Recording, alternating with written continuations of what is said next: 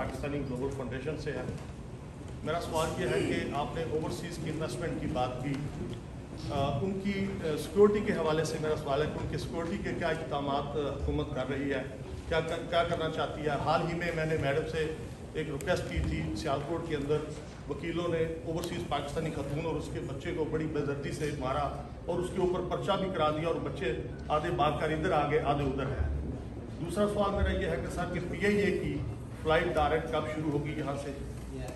اور تیسرا سوال یہ ہے کہ آپ ایک ٹیلی فون جو ہے وہ اوورسیز پاکستانیوں کے لیے ایک فون کی اجازت اگر دے دیں, جو لوگ ادھر اوور 3 منتھ رہتے ہیں تو وہ اپنا ایک فون کیری کر سکے. ٹورزم کو پروموٹ کرنے کے لیے ہمیں وہاں انفراسٹرکچر درکار ہے, اور ہمیں ایسی پالیسیز بنانی ہیں جس سے کہ ٹورزم کو پروموٹ کیا جائے. اس پر ماضی میں حکومتوں نے توجہ نہیں دی. آپ کا جو نارتھ ہے وہ سوئٹزرلینڈ سے کم خوبصورت نہیں ہے.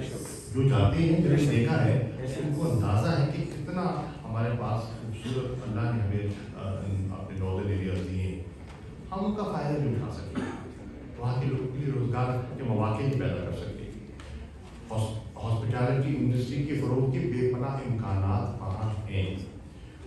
عمران خان صاحب اس پہ پوری دلچسپی لے رہے ہیں, اور انشاءاللہ ایک نئی ٹورزم پالیسی کو اناؤنس کرنے جا رہے ہیں. پی آئی اے کا حال یہ جو ہوا ہے کس نے کیا؟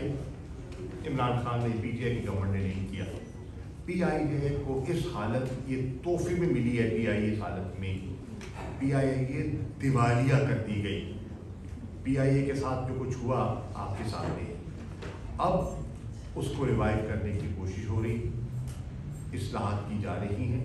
بدقسمتی سے اصلاحات اس وقت شروع کی گئی ہیں جب دنیا کی ساری ایئر لائن کا بٹھا بیٹھ گیا, کووڈ نے بٹھا دیا نا, ریسٹرکشن ہو گئی, ٹریول کم ہو گیا, تو اس نے مطلب کہتے نا سونے پہ سہاگا ہو گیا, لینے پہ دینا ہو گیا, تو وہ مشکل میں اضافہ ہوا ہے. لیکن پی آئی اے ہمارا ایک فلیگ کیریئر ہے, ہمیں اس میں فخر ہے, ہونا چاہیے, اور اس کی بہتری کے لیے ہم کوششیں کریں کہ انویسٹمنٹ درکار ہے, ریسٹرکچرنگ درکار ہے, اور کرپشن جو ہمارے اداروں میں ہے اس کے سامنے بند باندھنا بھی درکار ہے.